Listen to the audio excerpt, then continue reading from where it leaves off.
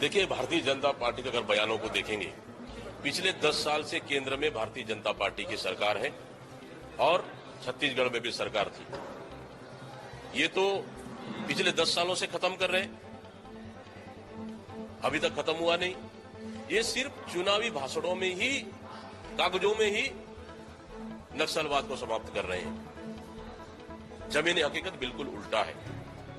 नड्डा जी जाकर आके बोलते हैं, वो कुछ अलग बोलते हैं, अमित शाह कुछ अलग बोलते हैं, ये प्रदेश के गृह मंत्री कुछ अलग बोलते हैं। आखिर भारतीय जनता पार्टी पास नक्सल नीति है क्या? इनके पास कोई नीति नहीं है। ये सिर्फ चुनाव समय ही